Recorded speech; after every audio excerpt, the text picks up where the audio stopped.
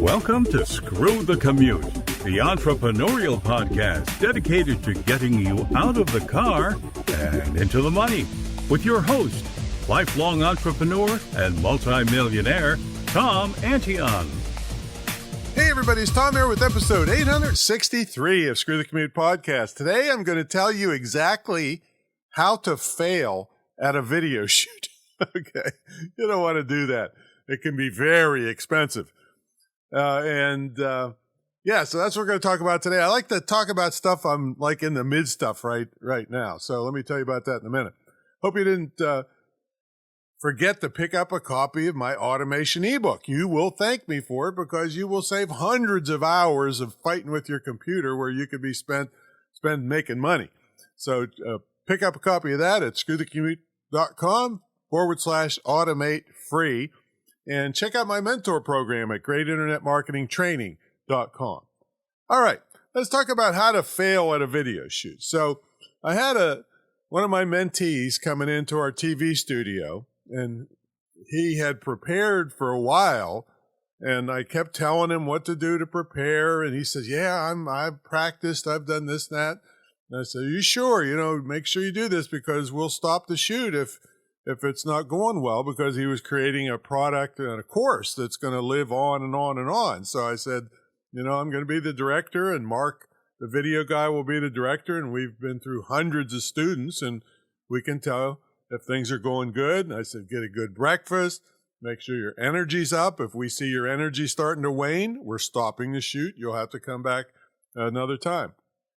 So he shows up and everything's going well, except he's carrying a big stack of poster boards, real big ones, like the 2 by 3 feet one things. And that's cool. We're going to see a method that we use to shoot videos like that.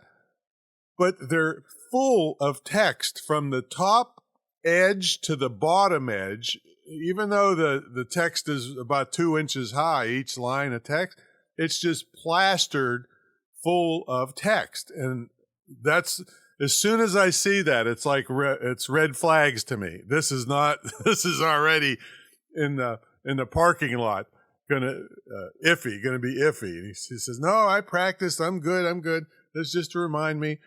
So we get in there, get all set up, and I say, well, let's do some practice before we get Mark here to do the recording. And so I'm giving him tips on how to pause before you start, to give the editor room to edit things. And if you mess up, click your fingers into your microphone and pause, and then go back to the first thought again. You can't fix a screw up. Like if you screw one word up in the middle of a sentence, it's just way too difficult to fix that, especially on video. So I said, go back to the thought, pause. You got to pause. That gives the editor time to fix things, so they can do a transition or a page flip or a slide or something that can fix that mess up, which doesn't ruin the whole production. So anyway, I'm doing this, and I had pasted his poster board up under the lens of the camera, because you have to look into the lens of the camera, or you look beady-eyed. You look like your eyes aren't looking directly into the camera. And I see a lot of you folks on Zoom doing this too. And I have to fight myself as much Zoom as I do to force myself to look into the camera, not to the face of the person on the screen. And it just looks terrible. It looks, it's just off center enough that it makes you look uncredible and sneaky and beady-eyed. I mean, it's terrible. So anyway, I start practicing with him, and he knows his material like the back of his hand, but all that text on the poster boards is like a magnet to your eyeballs. He just couldn't look into the lens. And I'm saying, this is no good. We can't do this. You have to look into the lens and just glance at your notes. But it shouldn't even be notes. And I'm going to tell you, how to do your poster board technique. There's multiple ways to do video shoots. And one would be with a teleprompter. And there's pluses and minuses to teleprompters. Another is poster boards, which is what he was using. And another would be handheld notes. Now, when you're using handheld notes, you usually want to, if you've seen some of my master classes, you want to tell people, hey, I'm working from notes because I want to make sure that I don't miss anything for you. I do the same thing on stage. I work from a handout, and I even get the audience involved in telling me what's next for me to talk about.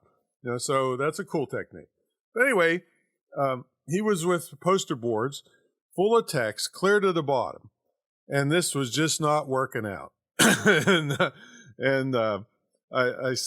he was disappointed, and I said, it's better to be disappointed now than to shoot all day long and have unusable footage. All right.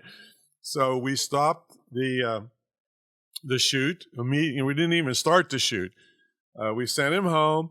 He's going to redo the poster boards, and I'll give you tips on that, on what to do with if you're going to use poster boards, and how to practice so that you look smooth and you look like you know what you're talking about. And he did know what he was talking about, but here's the thing, folks. In that setting, it didn't look like it.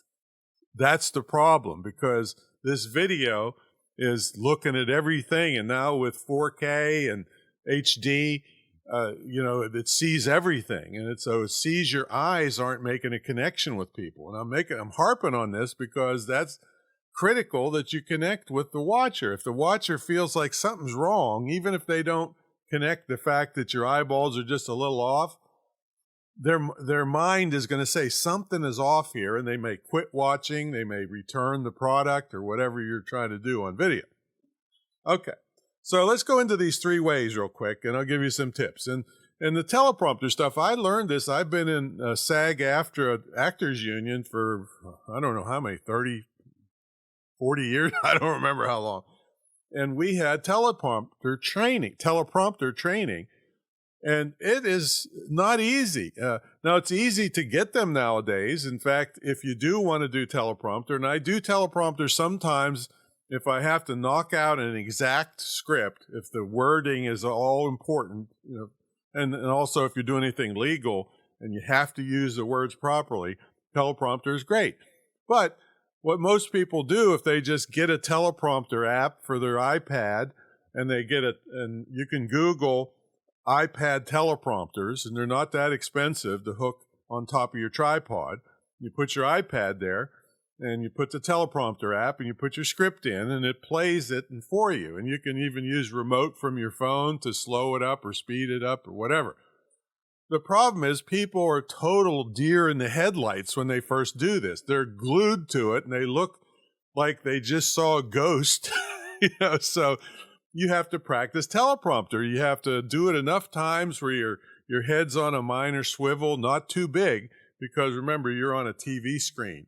You're not on stage where you can make big gestures and big movements.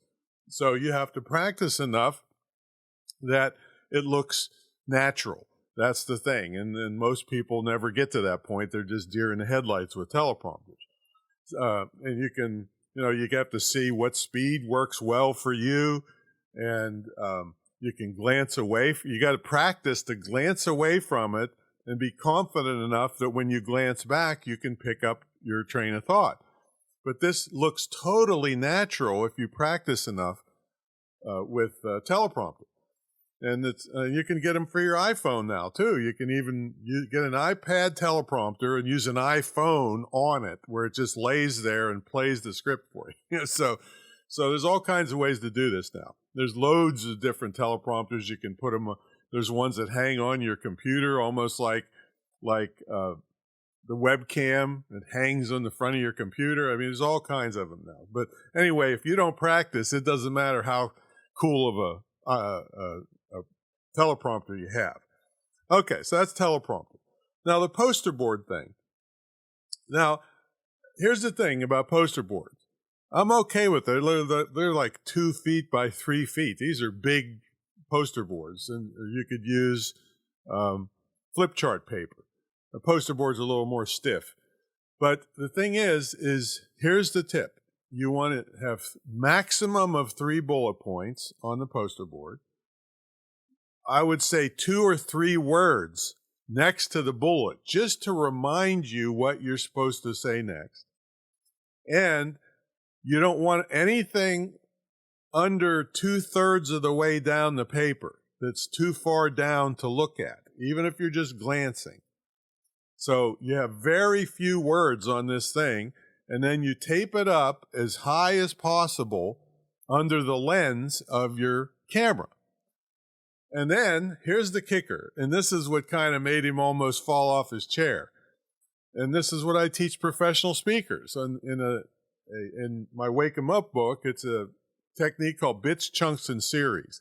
This is where you take a piece of material and you practice it out loud 30 to 50 times, and you practice when you're doing something else, which means you could be taking a shower, doing your hair, brushing your teeth, and it's harder when you're brushing your teeth to do it out loud, all right? But driving, things like that.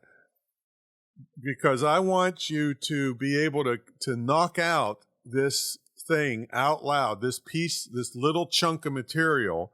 If there's a nuclear attack, your lips will still do it. And you have to do it out loud because your lips don't always go where your mind is telling it if you just do it in your head. It's got to be out loud. And so you do it 30 to 50 times, and then with just an infinitesimal, millisecond glance at that bullet point, boom, you're talking and you're cool as a cucumber, your head's moving and you're gesturing, and it's just smooth as silk. Okay, that's what happens. Now, if you practice it 5 times or 10 times, it looks rehearsed. You'll be deer in the headlights. All right, so don't do that.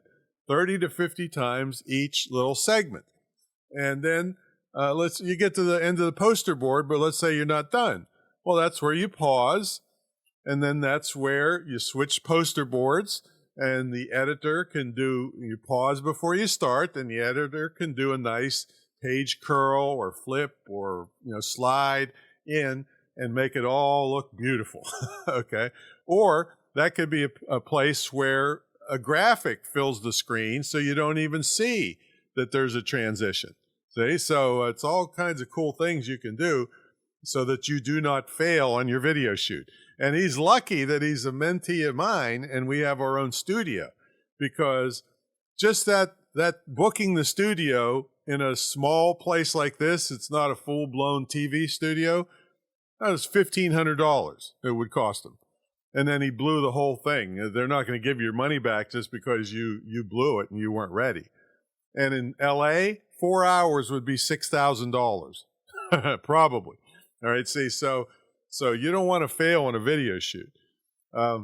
Okay, so that's if you're using poster boards.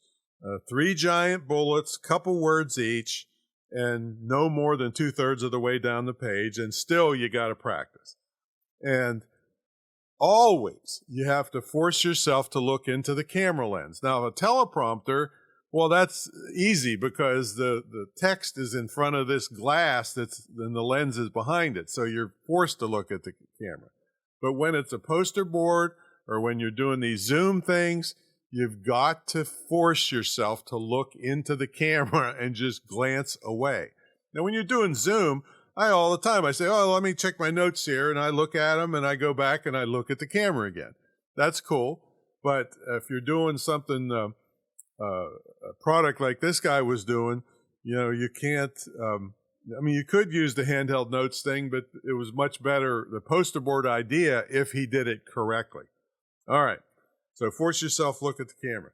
All right. So that's my tips on how to fail at a video shoot. Have too much text, don't look in the camera lens, and haven't practiced 30 to 50 times each bullet point. And you will fail at your video shoot, I can assure you. Okie doke, so there you go. So just to recap, you can do teleprompters, but a lot of practice involved, and it's not good for really long shoots because there's no room for ad-libbing or something you just thought of that you can throw in, that kind of thing. Poster boards, great, as long as you do it correctly. And handheld notes are fine, mostly for Zoom kind of things where you're doing a training session. All right, that's my story. I'm sticking to it. If you want this kind of training and plus billion things more you need to be successful online, check out my mentor program at greatinternetmarketingtraining.com and go out and don't fail at your video shoot. All right, catch you later.